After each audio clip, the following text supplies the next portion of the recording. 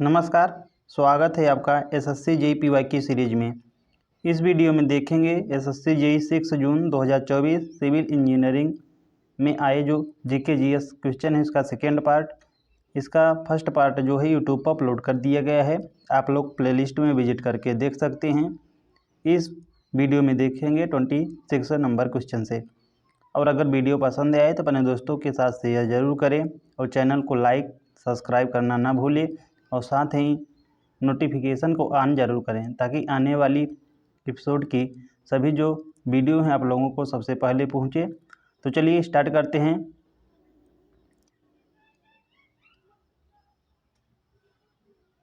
आपको बताना है according to basic animal husbandry statistics 2024 which state had the highest milk production during the year 2023-24 के according. Basic animal husbandry statistics 2024 के अनुसार वर्ष 2023-24 में किस राज्य का जो है दूध उत्पादन सबसे अधिक था, आपको बताना है। महाराष्ट्र का, गुजरात का, उत्तर प्रदेश या राजस्थान का। तो राइट आंसर हो जाएगा उत्तर प्रदेश का। ऑप्शन नंबर जो 3 है राइट हो जाएगा। बेसिक एनिमल हस्बेंड्री स्टैटिस्टिक्स 2024 के अनुसार जो है वर्ष 2023-24 में उत्तर प्रदेश जो है देश का सर्वाधिक जो दूध उत्पादन करने वाला राज्य रहा है। उत्तर प्रदेश जो है लगातार कई वर्षों से जो है दूध उत्पादन में प्रथम स्थान पर है। इस राज्य का योगदान जो है भारत के कुल दूध उत्पादन में लगभग 16 से 17% तक रहता है। भारत जो है विश्व का सबसे बड़ा दूध उत्पादक देश है, ये आप लोगों को नोट करना है।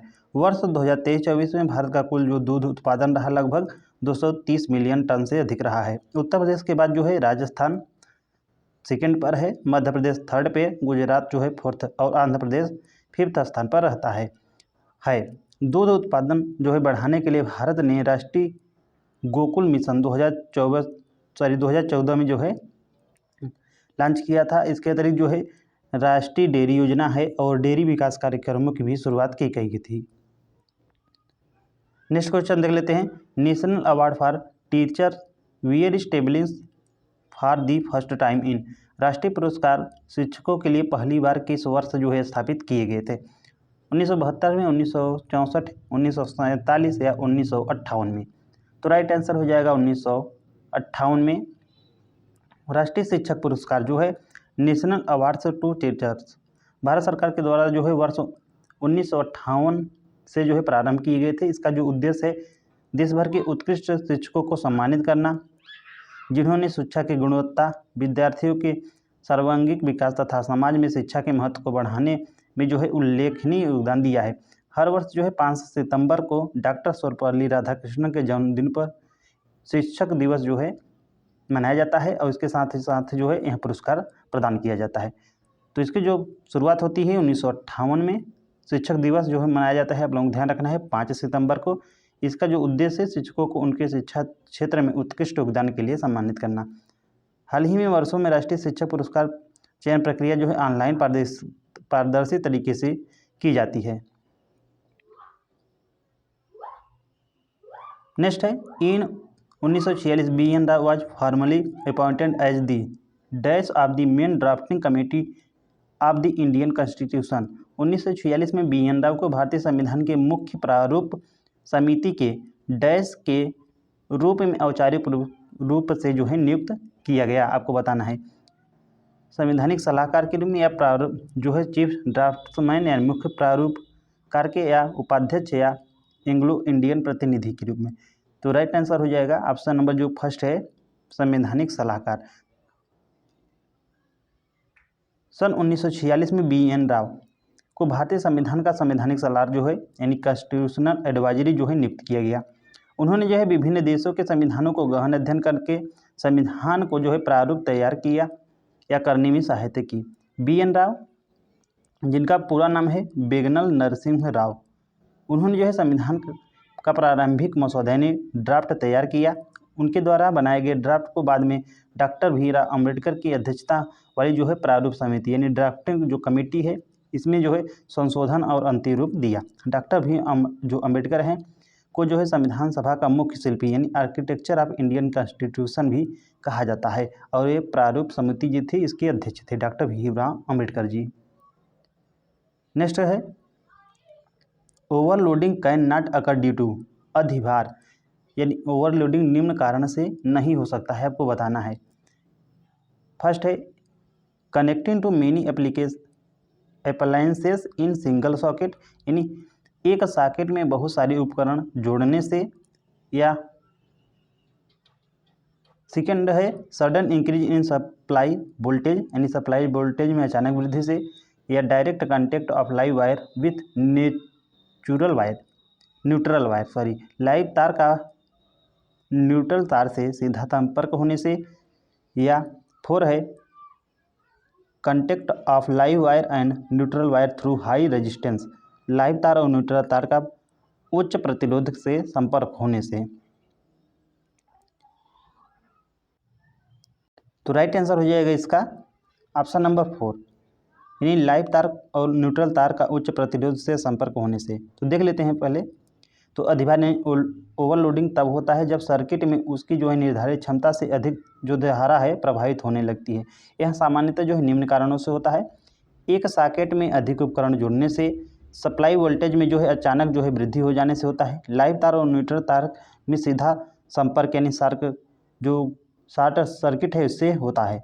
तो ध्यान रखना है आप लोगों को। फर्स्ट कैसा,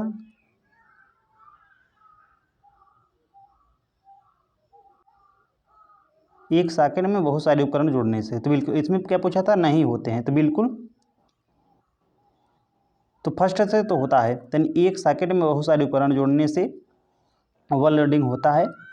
सेकेंड यानी सप्लाई वोल्टेज में अचानक वृद्धि से भी होता है, और लाइव तार या का जो है न्यूट्रल तार से सीधा संपर्क होने से भी होता है। लेकिन जो 4 है लाइव तार और न्यूट्रल तार का उच्च प्रतिरोध से संपर्क होने पर नहीं होता है। तो जो करेक्ट आंसर हो जाएगा 4 ही हो जाएगा।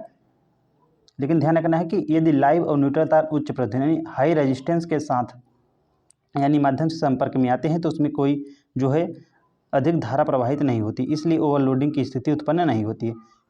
फ्यूज और सर्किट ब्रेकर EMCB का प्रयोग जो है अधिभार और शॉर्ट सर्किटिंग से सुरक्षा हेतु किया जाता है। ओवरलोडिंग से तारों का तापमान जो है बहुत ज़्यादा बढ़ जाता है, जिससे जो है आग लगने का खतरा भी रहता है। भारत में जो है घरेलू विद्युत आपूर्ति को जो मानक वोल्टेज 230 सिंगल फेज के लिए और 415 जो है 3 फेज के लिए होती है। निम्नलिखित में से कौन सी सदिश यानी वेक्टर क्वांटिटी नहीं है? विच of the following is not a vector quantity? First है एक्सेलरेशन यानी त्वरण, फोर्स, मास या वेलोसिटी। तो जो मास है यह जो है एक वेक्टर क्वांटिटी नहीं है तो ऑप्शन नंबर जो 3 ही राइट हो जाएगा। जबकि जो एक्सेलरेशन हुआ, फोर्स हुआ, वेलोसिटी ये वेक्टर क्वांटिटी हैं। देख लेते हैं भौतिक राशि यानी जो फिजिकल क्वांटिटी हैं ये कितने प्रकार की होती हैं? तो 2 प्रकार की होती हैं। कौन कौन सी? तो फर्स्ट है सदिश राशियाँ जिसे वेक्टर क्वांटिटी कहते हैं। तो ऐसी राशियाँ जिनमें हो जाए मैग्नीट्यूड तथा डायरेक्शन जो है दोनों होती हैं उन्हें सदिश राशि यानी वेक्टर क्वांटिटी कहते हैं। इसका जो एग्जाम्पल है फोर्स, वेलोसिटी, एक्सेलरेशन तथा डिस्प्लेसमेंट। जो अदिश राशि यानी स्केलर क्वांटिटी है, इनमें केवल मैग्नीट्यूड ही होता है, दिशा नहीं होती है। इनका जो एग्जाम्पल है मास हुआ यानी द्रव्यमान, समय यानी टाइम, टेम्परेचर और एनर्जी ये जो है। जबकि जो एक्सेलरेशन है हम लोग देख लिए हैं कि सदिश राशि है और फोर्स भी, वेलोसिटी भी, लेकिन जो द्रव्यमान है यह एक अदिश राशि है, इसलिए सही उत्तर ऑप्शन नंबर जो 3 है राइट हो जाएगा। चलिए नेक्स्ट देख लेते हैं। By what other names in parliamentary government also known है? संसदीय शासन को और किन नामों से जाना जाता है आपको बताना है। फर्स्ट है कैबिनेट गवर्नमेंट यानी मंत्रिमंडलीय शासन। सेकेंड है रिस्पॉन्सिबल गवर्नमेंट, उत्तरदायी शासन।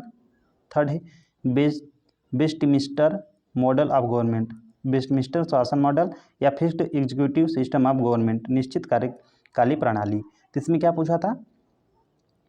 संसदीय शासन को और किन नाम से जाना जाता है? तो मंत्रिमंडलीय शासन के नाम से जाना जाता है, बिल्कुल जाना जाता है, यानी फर्स्ट तो सही है। रिस्पॉन्सिबल भी होती है यानी उत्तरदायी शासन भी है बिल्कुल, और वेस्टमिंस्टर शासन मॉडल भी है। जबकि जो 4 है निश्चित कार्यपालिका प्रणाली है ये नहीं है।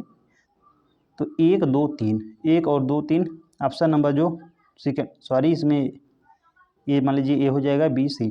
तो ऑप्शन नंबर जो सेकेंड है राइट हो जाएगा B, 1, 2 और 3।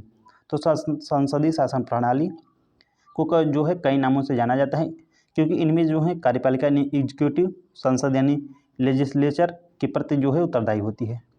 फर्स्ट है कैबिनेट गवर्नमेंट, क्योंकि वास्तविक कार्यपालिका जो है मंत्रिपरिषद ही होती है। सेकंड है रिस्पॉन्सिबल गवर्नमेंट, यानी क्योंकि जो है मंत्रिपरिषद संसद के प्रति उत्तरदायी होती है इसलिए। या वेबमिस्टर मॉडल ऑफ गवर्नमेंट, इंग्लैंड के संसदीय प्रणाली पर आधारित होने के कारण। लेकिन जो है fixed executive system of government जो है ये संसदीय शासन का नाम नहीं है। यह जो है अमेरिकी राष्ट्रपति प्रणाली प्रेसिडेंशियल जो सिस्टम से संबंधित है, जहाँ कार्यपालिका निश्चित अवधि के लिए चुनी जाती है और विधायिका के प्रति प्रत्यक्ष रूप से उत्तरदायी नहीं होती है। भारत ने जो है संसदीय जो शासन प्रणाली है यह यूके यानी ब्रिटेन से ग्रहण की है।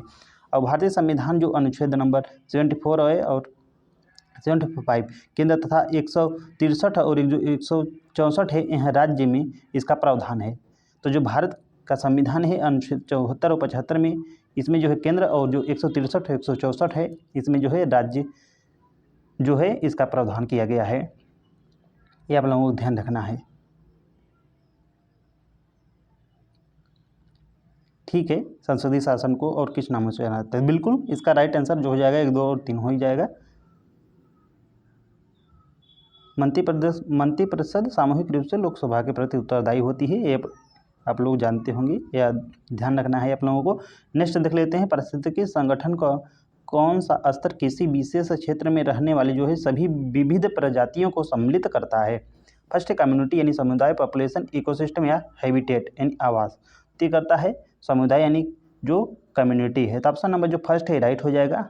चलिए जब देख लेते हैं पॉपुलेशन यानी जनसंख्या, जो यह जो है केवल एक ही प्रजाति यानी स्पीसीज के व्यक्तियों को जो ग्रुप यानी समूह होता है जो किसी क्षेत्र में रहते हैं उसे जो है पॉपुलेशन कहते हैं। जबकि जो कम्युनिटी यानी समुदाय है यह किसी क्षेत्र में रहने वाले सभी जो विविध प्रजातियों का समूह है। इसमें जो है विभिन्न प्रकार की जनसंख्या जैसे कि प्लांट, एनिमल, माइक्रोब्स एक साथ मिलकर रहती हैं। जो कि इकोसिस्टम यानी प्रतंत्र जो है इसमें जो है सभी सजीव यानी बायोटिक और जो निर्जीव यानी एबायोटिक घटक दोनों शामिल होते हैं, जैसे कि जंगल, तालाब और घास फूस। और जो हैबिटेट यानी आवास है यह किसी प्रजाति या जीव का रहने का प्राकृतिक स्थान होता है। इसलिए किसी क्षेत्र में सभी विविध प्रजातियों को सम्मिलित करने वाला जो स्तर है यानी वो क्या है? कम्युनिटी यानी समुदाय है। नेक्स्ट क्वेश्चन देख लेते हैं, which article of constitution of India guarantees the right to constitutional remedies? भारतीय संविधान का कौन सा अनुच्छेद जो है संवैधानिक उपचारों के अधिकारों को गारंटी देता है? आर्टिकल नंबर 28 या आर्टिकल 29 या आर्टिकल 30 या आर्टिकल 32? तो ये देता है आर्टिकल नंबर 32। ऑप्शन नंबर जो 4 है करेक्ट हो जाएगा। तो भारतीय संविधान का जो अनुच्छेद 32 है यह नागरिकों को संवैधानिक उपचारों का अधिकार यानी राइट टू कॉन्स्टिट्यूशनल रेमेडीज प्रदान करता है। यह जो है अधिकार नागरिकों को अपने मौलिक अधिकारों की रक्षा के लिए सीधे सुप्रीम कोर्ट जाने की अनुमति भी देता है। इसी कारण जो है डॉक्टर भीमराव अम्बेडकर ने आर्टिकल नंबर जो 32 है इसे जो है संविधान का हृदय और आत्मा है, heart and Saul of the constitution भी कहा है। मोस्ट इम्पॉर्टेंट अनुच्छेद जो 32 है इसके अंतर्गत सुप्रीम कोर्ट जो है 5 प्रकार की रिट जो है जारी करती है। कौन कौन से? हैबियस कॉर्पस है, मैंडेमस है, प्रोहिबिशन है और क्यो वारंटो है और सर्टियोरी है। यह जो है मौलिक अधिकारों की गारंटी देने वाला अनुच्छेद है। उच्च न्यायालय को जो रिट जारी करने की शक्ति है ये है अनुच्छेद जो है 226 में। तो ध्यान रखना है उच्च न्यायालय के लिए 226 जबकि सुप्रीम कोर्ट के लिए 32 है। चलिए नेक्स्ट देख लेते हैं, the SI unit of which fundamental physical quantity is named in honour of Charles Augustin Coulomb? Charles Augustin Coulomb के सम्मान में किस मौलिक जो भौतिक राशि की एसआई इकाई का नाम रखा गया है? आपको बताना है। धारा घनत्व का, विद्युत शक्ति यानी इलेक्ट्रिक पावर का, इलेक्ट्रिक फील्ड या इलेक्ट्रिक चार्ज का? तो ये रखा गया है इलेक्ट्रिक चार्ज यानी विद्युत आवेश का। तो ऑप्शन नंबर 4 राइट हो जाएगा। चार्ल्स ऑगस्टिन कूलॉम एक प्रसिद्ध जो है फ्रांसीसी भौतिकी विज्ञानी थे जिन्होंने जो विद्युत स्थैतिक बल इलेक्ट्रोस्टैटिक फोर्स के नियम की खोज की। उनके सम्मान में विद्युत आवेश जो इलेक्ट्रिक चार्ज की एसआई यूनिट होती है यह है कूलॉम, जिसका प्रतीक सी होता है, यह रखा गया। एक कूलॉम जो है यह किसके बराबर होता है? तो उस विद्युत आवेश की मात्रा जो 1 सेकेंड में 1 एम्पीयर धारा प्रवाहित करने पर तार के किसी बिंदु से गुजरती है। कूलॉम्स काला क्या है? तो दो आवेशों के बीच आकर्षण यानी अट्रैक्शन या विकर्षण यानी जो रिपल्सन फोर्स है ये जो है सीधे उनके जो है गुणनफल के समानुपाती, जबकि जो है दूरी के वर्ग के व्युत्क्रमानुपाती होता है। जो कूलाम बल है इसका SI यूनिट जो होता है न्यूटन होता है, जबकि जो धारा यानी करंट का एम्पियर होता है। इसे जो है आंद्रे मेरी एम्पियर के नाम पर रखा गया है। जो शक्ति है यानी पावर है इसकी जो SI यूनिट है वाट है, इसे है जो है जेम्स वाट के नाम पर रखा गया है, जबकि जो फोर्स है यह जो है न्यूटन, यह जो है आइजैक न्यूटन के नाम पर रखी गई है। विच of the following mineral is necessary for maintaining healthy bones and teeth. निम्नलिखित में से कौन सा खनिज स्वास्थ्य हड्डी और दांतों के लिए आवश्यक है, आपको बताना है। फ्लोराइड है, पोटेशियम है, फास्फोरस या सोडियम है। तो ये है फास्फोरस। देखिए कैल्शियम तथा फास्फोरस दोनों होते हैं, तो कैल्शियम इसमें दिया नहीं गया है इसलिए फास्फोरस उचित है। तो ऑप्शन नंबर जो थर्ड है राइट हो जाएगा। स्वस्थ हड्डी और दांतों के लिए जो है मुख्य जो खनिज है वह है कैल्शियम और फास्फोरस। फास्फोरस जो है हड्डी और दांतों को मजबूत प्रदान करता है। कैल्शियम के साथ मिलकर कैल्शियम फास्फेट का निर्माण करता है जो हड्डियों और दांतों का प्रमुख घटक है। फ्लोराइड दांतों को मजबूत बनाने और कैविटी से बचाने में सहायक होता है, लेकिन जो है यह हड्डियों के निर्माण के लिए कोई आवश्यक खनिज नहीं है। पोटेशियम और सोडियम जो है शरीर के संतुलन, तरल संतुलन, फ्लूइड बैलेंस और तंत्रिका तंत्र के कार्य में जो है सहायक हैं। हड्डी और दांतों के निर्माण में इनका कोई योगदान नहीं है।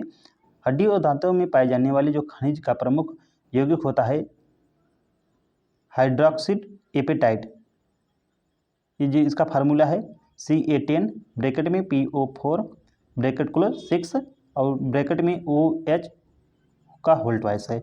शरीर में लगभग जो है 85%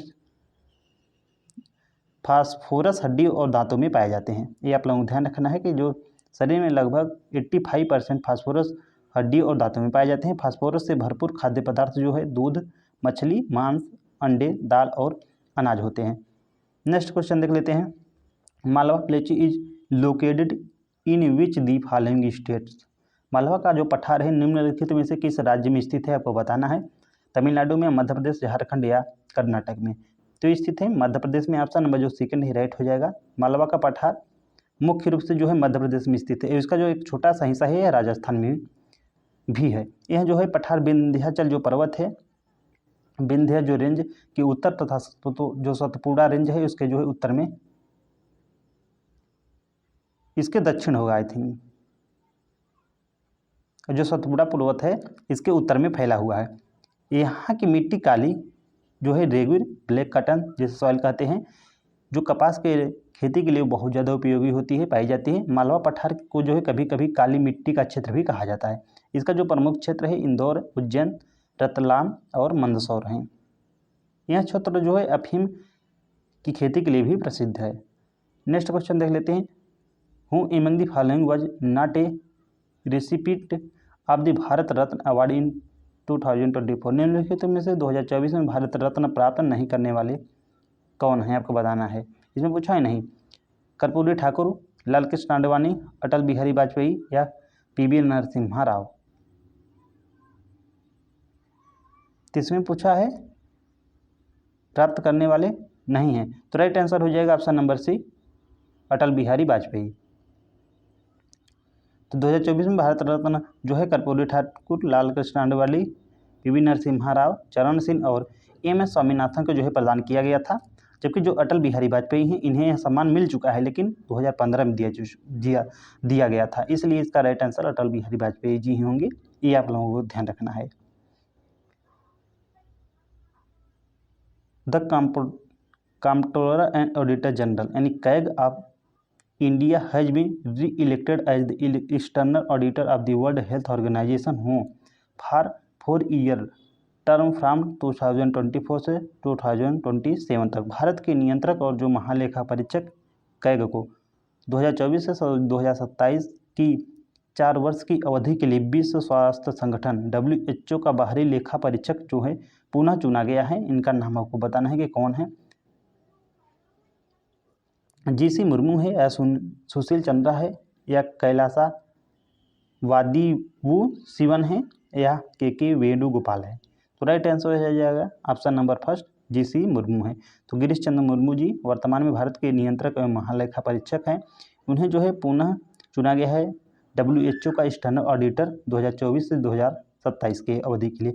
इससे पहले कैग ऑफ इंडिया के ने जो है कई अंतर्राष्ट्रीय संगठनों जैसे कि FAA, IAEA, IMO, WMO, WTO में एक्सटर्नल जो ऑडिटर की भूमिका निभाई है।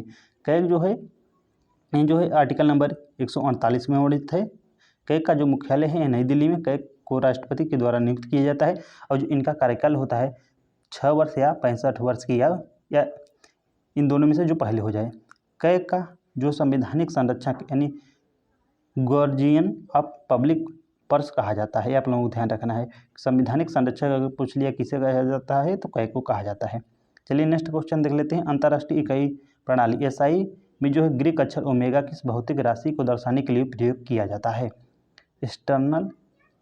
इलेक्ट्रिकल कंडक्टेंस यानी विद्युत चालकता का, या इलेक्ट्रिकल जो रेजिस्टेंस है इसका, या इलेक्ट्रिक पोटेंशियल डिफरेंस का, या इलेक्ट्रिक डिस्प्लेसमेंट फील्ड का। तो ये किया जाता है जो इलेक्ट्रिक रेजिस्टेंस है। तो ऑप्शन नंबर जो सेकेंड है राइट हो जाएगा। तो अंतर्राष्ट्रीय जो इकाई प्रणाली SI में जो ग्रीक अक्षर ओमेगा ये को जो है इस प्रकार जो डिनोट किया जाता है। इसका जो प्रयोग होता है इलेक्ट्रिक रेजिस्टेंस यानी विद्युत प्रतिरोध की इकाई ओम को दर्शाने के लिए किया जाता है। ओम का नियम जो होता है V = I/R होता है, जहाँ V क्या है पोटेंशियल डिफरेंस है यानी विभवांतर है, I क्या है करंट है यानी विद्युत धारा है, R क्या है रेजिस्टेंस यानी प्रतिरोध है। विद्युत प्रतिरोध की जो SI यूनिट होती है ये होती है ओम, जिसे ओमेगा से रिप्रेजेंट करते हैं। प्रतिरोध को परिभाषित किया जाता है। तो जो विद्युत चालकता है कंडक्टेंस की इकाई जो होती है सीमेंस होती है यानी ओम यूनिवर्स होती है, और विद्युत विभवांतर इसकी जो इकाई होती है वोल्ट, जिसे V से रिप्रेजेंट करते हैं, और जो कि विद्युत विस्थापन क्षेत्र इलेक्ट्रिक डिस्प्लेसमेंट फील्ड की जो यूनिट होती है 1 कूलम्ब प्रति मीटर स्क्वायर होती है। What is the full form of CC in the context of email? Email के संदर्भ में CC का पूर्ण रूप क्या है आपको बताना है। कॉमन कॉपी है, कार्बन कॉपी है, या कॉन्फिडेंशियल कॉपी है, या कॉपी कम्युनिकेशन है? तो राइट आंसर हो जाएगा carbon copy. Option number second correct हो जाएगा। तो ईमेल में जो CC का पूर्ण रूप होता है कार्बन कॉपी होता है। इसका जो है उपयोग तब किया जाता है जब आप मुख्य प्राप्त करते हैं यानी टू के अलावा अन्य लोगों को भी सूचना में शामिल करना चाहते हैं। इसका नाम जो है कार्बन पेपर से आया है, जिसका पहले प्रयोग कागज पर रखी गई कॉपी बनाने के लिए होता था। BCC जो होता है ब्लाइंड कार्बन कॉपी होता है। जब आप किसी को कॉपी भेजते हैं लेकिन अन्य प्राप्तकर्ताओं को यह दिखाई नहीं देता है तब BCC का यूज किया जाता है। टू प्राप्तकर्ता, CC जो है सह प्राप्तकर्ता यानी सबको दिखाई देता है, जबकि जो BCC है ये छुपा हुआ प्राप्तकर्ता यानी जो है यह दूसरे को दिखाई नहीं देता है। इन 2020 which scheme was enhanced as part of the अमृत आत्मनिर्भर Bharat package with the objective of providing support the business including MSMEs to meet their operational liabilities and restart their business, and under which 100% guarantee was provided to member lending institutions to protect them from any loss due to non-payment of loans under ECLGS funding. 2020 में आत्मनिर्भर Bharat package के तहत किस योजना की घोषणा की गई थी कि जिसका उद्देश्य व्यवसाय MSME सहित उनके परिचालन दायित्वों को पूरा करने और व्यवसाय पुनः प्रारंभ करने के लिए सहायता प्रदान करता है, और जिसके अंतर्गत ECLGS फंडिंग के तहत ऋण न चुकाने पर होने वाली किसी नुकसान से बचाने के लिए सदस्य ऋण संस्थानों को 100% जो है गारंटी प्रदान करता है। आपको बताना है कि कौन है। फर्स्ट है आपातकालीन ऋण गारंटी योजना, emergency credit line guarantee scheme, या मिशन कर्मयोगी, या सहकार प्रज्ञा योजना, या स्टैंड अप इंडिया। तो राइट आंसर हो जाएगा emergency credit line guarantee scheme. तो ऑप्शन नंबर फर्स्ट करेक्ट हो जाएगा। तो वर्ष 2020 में जो है आत्मनिर्भर भारत पैकेज के तहत यह योजना शुरू की गई थी। इसका जो मुख्य उद्देश्य है व्यवसाय यानी विशेषकर MSME को उनकी जो ऑपरेशनल लाइबिलिटीज पूरा करने में मदद करना, महामारी के बाद व्यवसायों को पुनः प्रारंभ करने में सहायता देना, इसके तहत जो है member lending institution MLI 100% guarantee दी गई थी कि ECLGS फंडिंग के अंतर्गत यदि उधारकर्ता ऋण न चुका पाए तो बैंकों का कोई नुकसान न हो। जो मिशन कर्मयोगी हैं सिविल सेवकों के प्रशिक्षण और क्षमता के विकास से जुड़ा हुआ है, जबकि जो सहकारी प्रोग्राम योजना है यह सहकारी संस्थाओं को सशक्त बनाने के लिए, और स्टैंडअप जो इंडिया है यह महिला और SC/ST उद्यमियों को उद्यमिता ऋण उपलब्ध कराने हेतु है। नेक्स्ट है 2025 के अंत तक प्राप्त जानकारी के अनुसार निम्नलिखित में से कौन जो है तेलंगाना के राज्यपाल हैं। As per information received till the end of 2025 who among the following is the governor of Telangana, आपको बताना है। कलराज मिश्र, गणेश लाल, जिष्णुदेव वर्मा या बेबी रानी मौर्य। तो राइट आंसर हो जाएगा जिष्णुदेव वर्मा। तो ऑप्शन नंबर 3 राइट हो जाएगा। नेक्स्ट है खिलजी वंश के किस सुल्तान ने अपने सैनिकों को नगद वेतन देना शुरू किया और अपने शासनकाल में जो है बाजार नियंत्रण किया। अलाउद्दीन खिलजी, जलालुद्दीन खिलजी, शहाबुद्दीन उमर या कुतुबुद्दीन मुबारक। तो राइट आंसर हो जाएगा अलाउद्दीन खिलजी फर्स्ट। तो अलाउद्दीन खिलजी इसका शासनकाल था 1296 से 1316 तक। ने कई आर्थिक और प्रशासनिक सुधार किए। उसने जो है अपने सैनिकों को नगद वेतन देना शुरू किया ताकि जमींदारों और लूट पर निर्भर न रहें, उसने जो है बाजार नियंत्रण प्रणाली, मार्केट जो कंट्रोलिंग सिस्टम है सेल भी लागू की। इसमें जो है अनाज, कपड़ा, घोड़े, घास आदि की कीमतें जो है तय की गई थी।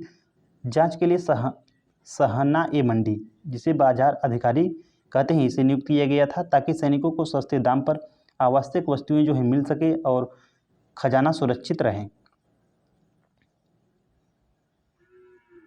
पद्मश्री से सम्मानित जो बसंती बिष्ट हैं निम्नलिखित में से किस राज्य की लोक गायिका हैं, आपको बताना है। Basanti Bisht awarded with the Padmashri is an Indian folk singer from which of the following states. Maharashtra, Rajasthan, Punjab या उत्तराखंड। तो राइट आंसर हो जाएगा उत्तराखंड, ऑप्शन नंबर 4।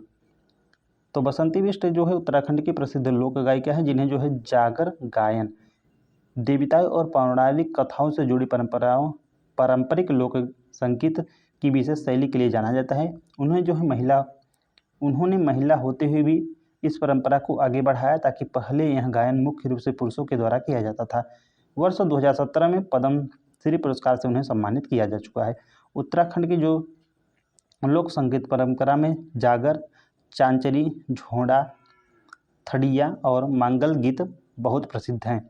बसंती बिष्ट को पहाड़ की सुर सामग्री भी कहा जाता है। नेक्स्ट है सोया दूध डैश से प्राप्त किया जाता है। Soya milk is obtained from, cow से, बकरी से, भैंस या सोयाबीन से। तो किया जाता है सोयाबीन से। तो ऑप्शन नंबर 4 राइट हो जाएगा। सोया दूध जो है सोयाबीन से तैयारी किया गया एक पौध आधारित दूध है, जिसे जो है भिगोकर, पीसकर और उबालकर बनाया जाता है। यह पूरी तरह से जो है शाकाहारी यानी वेजन है। विकल्प में और प्रोटीन की मात्रा अधिक होती है। सोया दूध में लैक्टोज जो है नहीं होता है, वेरी इंपॉर्टेंट। जो सोया दूध है इसमें जो है लैक्टोज की मात्रा नहीं होती है, इसलिए यह लैक्टोज असहिष्णु, लैक्टोज जो है इनटॉलरेंट लोगों के लिए गाय या भैंस के दूध का विकल्प माना जाता है। इसमें जो है प्रोटीन, फाइबर, आयरन, कैल्शियम की अच्छी मात्रा होती है। भारत में अब सोया दूध का उपयोग जो है स्वास्थ्य पेय के रूप में बढ़ता जा रहा है। नर्मदा नदी के संरक्षण हेतु तो मध्य प्रदेश सरकार के द्वारा देवी नर्मदे योजना शुरू की गई। किसके नाम से? माता नमामि जल यानी वाटर या होली। तो क्या गया है माता यानी mother. Option number first correct हो जाएगा। तो मध्य प्रदेश सरकार ने नर्मदा की संरक्षित करने के लिए माँ नर्मदा अभियान, देवी नर्मदे या माता नर्मदे जो योजना है शुरुआत की। इस योजना के अंतर्गत जो है नदी पर, जो नदी का तट है इस पर जो है वृक्षारोपण, प्रदूषण के नियंत्रण जैसे जो और जैव विविधता संरक्षण तथा जन जागरण अभियान चलाए गए। नर्मदा नदी जो है मध्य प्रदेश की जीवनदायिनी नदी मानी जाती है। भारत सरकार ने इसी उद्देश्य से नमामि देवी नर्मदे 2017 शुरू की थी। सॉरी, यहाँ पे नमामि गंगे होगा, ये आप लोगों को ध्यान रखना है। नर्मदा नदी का उद्गम जो है कहाँ से होता है? अमरकंटक, जो अनूपपुर मध्य प्रदेश से है। इसे मध्य प्रदेश की जीवन रेखा यानी लाइफ लाइन ऑफ MP भी कहा जाता है। नेक्स्ट क्वेश्चन है, अनुपमा भगवती निम्नलिखित में से किस वाद्य यंत्र से संबंधित है? अनुपमा जो भगवती हैं is associated with which of the following musical instruments? Mridangam, sarangi, surbahar या सितार? तो राइट आंसर हो जाएगा सितार, ऑप्शन नंबर 4 करेक्ट हो जाएगा।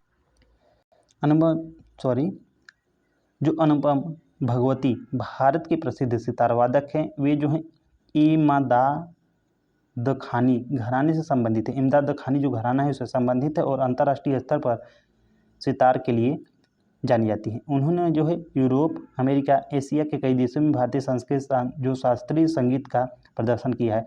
सितार एक जो है तंत्री वाद्य यंत्र स्ट्रिंग जो इंस्ट्रूमेंट है, जिससे विशेष रूप से हिंदुस्तानी जो शास्त्रीय संगीत है इसमें प्रयोग किया जाता है। जो इसके प्रसिद्ध वादक हैं देख लेते हैं सितार के, पंडित रविशंकर, उस्ताद विलायत खान और अनुपमा भागवत हैं। नेक्स्ट क्वेश्चन है, अखिल भारतीय पद्मश्री मोहम्मद शाहिद आमंत्रण पुरस्कार राशि पुरुष हॉकी टूर्नामेंट 2024 उत्तर प्रदेश के किस शहर में आयोजित किया गया? आपको बताना है। कानपुर में, लखनऊ में, वाराणसी में या गोरखपुर में? तो किया गया है 2024 का वाराणसी में, और 2023 था इसका कहाँ किया गया था? लखनऊ में। आप लोगों को ध्यान रखना है। तो अखिल भारतीय पद्मश्री मोहम्मद शाहिद आमंत्रण पुरस्कार की शुरुआत पुरस्कार राशि अखिल भारतीय पद्मश्री मोहम्मद शाहिद आमंत्रण पुरस्कार राशि पुरुष हॉकी टूर्नामेंट 2024 उत्तर प्रदेश का जो वाराणसी शहर है यहाँ पर आयोजित किया गया। ब्लैक रिएक्शन नामक धब्बा तकनीक की खोज किसने की थी, जिससे न्यूरॉन्स को पूर्ण रूप से देखा जा सकता था? Who's discover the staining technique called black reaction which was able to dribble neurons in their integrity?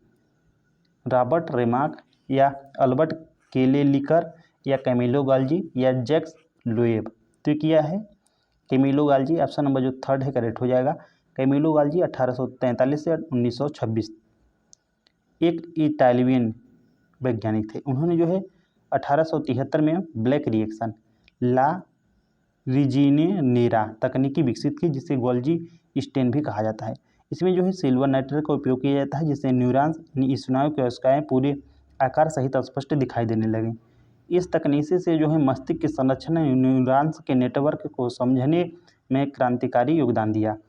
बाद में कैमिलो गाल्जी और सेंटियागो रामोन वाई काजाल ने 1906 में फिजियोलॉजी मेडिसिन का जो है नोबेल पुरस्कार संयुक्त रूप से दिया गया। गोल्जी यानी रेटिकुलर थ्योरी के समर्थन न्यूरॉन्स एक सतत नेटवर्क है। काजाल ने न्यूरॉन्स डॉक्ट्राइन दी।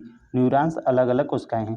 गोल्जी अपरेटस सेल ऑर्गेनेली की खोज में भी कैमिलो गाल्जी ने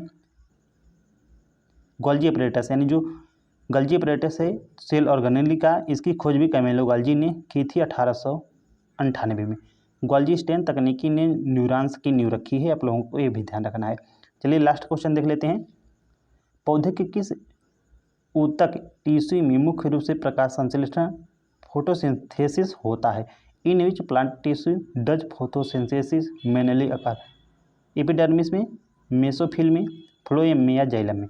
ये होता है मेसोफिल में। ऑप्शन नंबर जो 2 है राइट हो जाएगा। तो पत्ती के अंदर जो है मुख्य रूप से 2 परतें पाई जाती हैं। फर्स्ट है पलिसेड मेसोफिल, इसमें जो है क्लोरोप्लास्ट की संख्या जो है सबसे अधिक होती है, इसलिए प्रकाश संश्लेषण फोटोसिंथेसिस है प्रमुख स्थान यही है। जबकि जो स्पॉन्जी मेसोफिल है, इसमें जो वायु स्थान एयर स्पेस अधिक होते हैं, जिससे गैसों के आदान प्रदान में सहायक होता है। जबकि जो एपिडर्मिस है, यह पत्तियों की बाहरी सुरक्षा प्रदान करता है, इसमें जो है क्लोरोप्लास्ट नहीं होते हैं। जाइलम जो है यह पानी और खनिजों का परिवहन करता है, जबकि जो फ्लोएम है यह प्रकाश संश्लेषण से बने जो भोजन शर्करा का परिवहन करता है। तो गाइस आप लोगों को 50 क्वेश्चन जो 6 जून का था सिविल इंजीनियरिंग का पूरा कंप्लीट करा दिया गया है। जिसका PDF आप लोगों को मिल जाएगा हमारे टेलीग्राम ग्रुप पर। आप लोग वहाँ पर विजिट करिए, उसे ज्वाइन करिए और पढ़िए आराम से। Thanks for watching. अगर वीडियो अच्छी लगे तो अपने दोस्तों के साथ ज़रूर शेयर करें, इससे मोटिवेशन मिलता है और अच्छी वीडियो आप लोगों को प्रोवाइड किया जाएगा। मिलते हैं नेक्स्ट वीडियो में, तब तक ले पढ़ते रहिए, बढ़ते रहिए।